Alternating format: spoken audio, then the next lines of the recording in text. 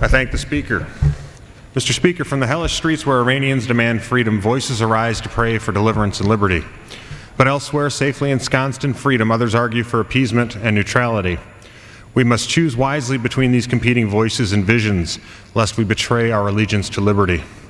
Some voices allege America's support of Iranian democracy demonstrators harms their cause, strengthens the regime, increases the repression, and once the freedom seekers are slaughtered, precludes, quote, good relations with the murderous mullahs.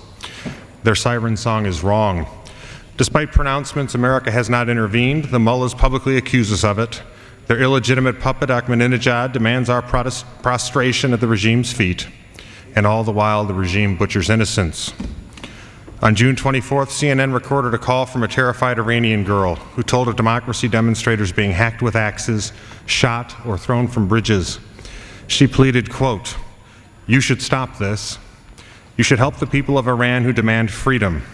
You should help us. It's time to act." She was pleading to America. She was pleading to us. Once another generational chance for freedom was seized, as Soviet dissident and Gulag prisoner Natan Sharansky attests, I quote, "We developed our own tapping language to communicate with each other between the walls of our cells. We had to develop new communication methods to pass on this great, impossible news. Reagan dared to call the great Soviet Union an evil empire. That moment made it impossible for anyone in the West to continue closing their eyes to the real nature of the Soviet Union. It was one of the most important freedom-affirming declarations, and we all instantly knew it. For us, that was the moment that really marked the end for them and the beginning for us, the beginning of a new revolution, a freedom revolution, Reagan's revolution." As for the voices clamoring for a grand bargain with Iran's inhumane regime if it clings to power, Sharansky warns, "How a government treats its own people cannot be separated from how that government could be expected to treat other countries. How did the regime treat the family of Neda Aga Sultan, the student it shot in the streets? Her state executioners refused to tender Neda's body to her family, buried her without a funeral, banned all signs of mourning, and forced her family to flee from their Tehran home. To defeat such a regime, Sharansky offers Reagan's example.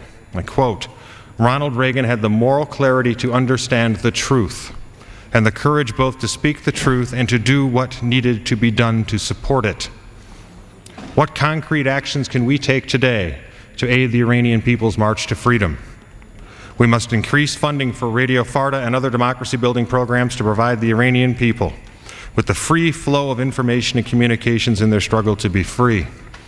The President must use his full authority under the Iran Sanctions Act to deter companies from investing in Iran's energy sector.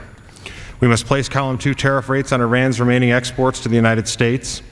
We must pass the Global Online Freedom Act to prevent American companies from assisting foreign governments, including Iran, from censoring and monitoring their people on the Internet. We must pass the Iran Refined Petroleum Sanctions Act and the Iran Threat Reduction Act to embargo the flow of refined fuel to and increase the pressure upon the regime. The President must prohibit regime members from entering the United States of America. We must seek a United Nations Security Council resolution denouncing the regime, demanding an internationally monitored election, and tightening the current UN sanctions against said regime until this election occurs and its outcomes integrity verified. We must work with American labor organizations to establish a support fund for Iranian workers striking in protest of the regime. Finally, we must link all of our relations with Iran and with those nations abetting the regime's perpetuation in defiance of its people's freedom to human rights.